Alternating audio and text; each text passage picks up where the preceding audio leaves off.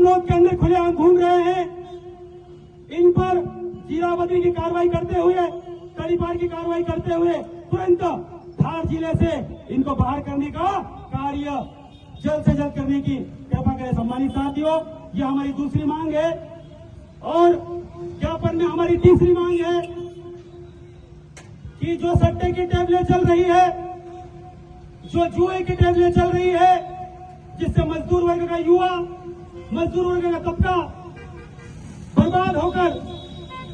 नशे की लत में अपने पूरे परिवार के साथ तबाह हो रहा है, इसलिए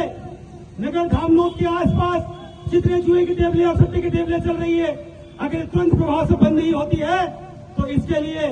जो जवाबदेह अधिकारी है उनको हम इंदौर के हाई कोर्ट में खड़ा करने के लिए भी तत्पर रहेंगे। सम्मानित साथियों, इतनी आसानी से उन्हें छोड़ने वाले नहीं है हमें, सम्मानित साथियों।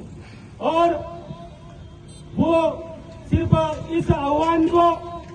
या इस आगाज को हवाबाजी न समझे, क्योंकि कई कितने लोगों को नौकरी से घर बिठा के बैठे हुए हैं, कई कितने आज जेल में सड़ रहे हैं और कई कितने आज तारीखों पर जबलपुर, भोपाल, बुरहानपुर, धार और खरगोन में चक्कर काट रहे हैं। इसलिए हम ये कहते हैं कि हमारे किसी शब्द को आप हवाबाजी भी न समझे, हम जो कहते हैं वो करते हैं और जिसके पीछे पड़ते हैं उसके पीछे जब तक उसको कुर्सी से उतार कर घर में बिठा दिया, जब तक उसका पीछा भी नहीं छोड़ते। सम्मानित साथियों, इसलिए हमारा झंडा और डंडा अगर टंग गया है चौराहे पे तो हम उन्हें आगाह करते हैं, जो जेब के अंदर पेन टांग कर एसी गाड़ी से ऑफिस में जाकर एसी चालू करके शाम को 8 बजे तक कुर्सी तोड़कर घर जाके खाना खाके सो जाते हैं, उनको आगाह करते हैं कि अब सक्रिय होकर जनसेवा में लग जाइए, क्योंकि जिस क्षेत्र के अंदर वहां का नेता मौन हो जाता है, जिस क्षेत्र के अंदर वहां का विधायक मौन हो जाता है, जिस क्षेत्र के अंदर वहां का अधिकारी मौन हो जाता है, वहां उस स्थिति में एक आम आदमी, क्षेत्र का एक आम नागरिक फिर अपनी आवाज को बुलंद कर चौराहे पर वो खड़ा होता है, ताकि वो अपनी ताकत से, संविधान की ताकत से वो उन अधिकारियों को उनकी जिम्मेदारी का एहसास दिलाए कि आपकी नियुक्ति जन सेवा के लिए हुई है, आपकी नियुक्ति इस नगर की तहसील जिले के लिए हुई है, आपकी नियुक्ति यहाँ के गांव को सुविधा देने के लिए हुई है, आपकी नियुक्ति ऐसो आराम करने के लिए नहीं हुई है। सम्मानित साथियों,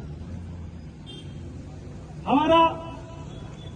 आज एक दिवसीय का जो अनशन था, ये आह्वान पूर्वक शासन तक अपनी आवाज को पहुंचाने के लिए था और इस अनशन में समस्त पत्रकार बंधुओं ने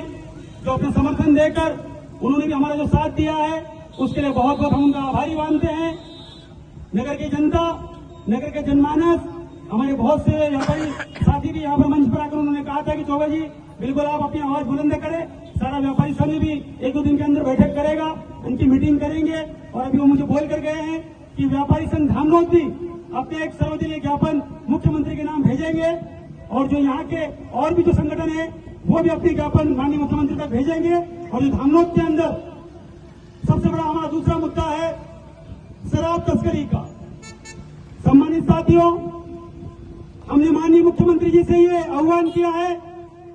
कि जो आबकारी विभाग है, हमें नहीं लगता है कि आबकारी विभाग की आपको जरूरत है प्रदेश में, क्योंकि आबकारी विभाग कोई विभाग नहीं है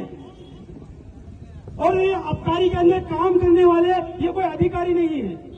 ये 34(1), 34(2) को पर्चे पे लिखने वाले ये पोस्टमैन है, पोस्टमैन। इनका काम है गरीब लोगों पर 34(1), 34(2) का केस बना दो और धर्मपुरी के न्यायालय में सबमिट कर दो, उनसे 500-1000 रुपए का दंड भरवा दो और छोड़ दो, वो भी अपने घर जाके सो जाते हैं और ये आबकारी वाले भी अपने घर जाके सो जाते हैं। अब आबकारी विभाग का मध्य प्रदेश में कोई वजूद नहीं रहेगा। सम्मानित साथियों, हमने मुख्यमंत्री से कहा है कि एक एसआईटी टीम गठित हो भोपाल मुख्यालय से और शराब की जो तस्करी धामनोद के आसपास हो रही है, इस पर अंकुश लगाने के लिए जिस किसी ढाबे पर शराब मिलती है उसके कर्मचारी पे केस न बनाते हुए ढाबे के संचालन पर केस बनाया जाए और उसके ढाबे पे जो शराब मिलती है वो शराब कहां से आई है, किस ठेके से आई है, उस ठेके का लाइसेंस तुरंत निरस्त करके उनकी समस्त दुकानों को तुरंत बंद किया जाए सम्मानित साथियों। क्योंकि उनको शराब बेचने का लाइसेंस सिर्फ शराब के काउंटर से दिया है, ना कि गली गली धाबे धाबे पर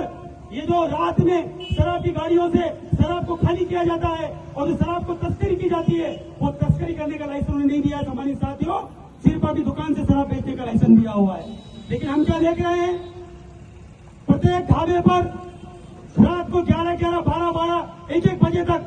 शराब बेची जाती है और वहीं रात को 12 बजे अपराधी के जो गुट होते हैं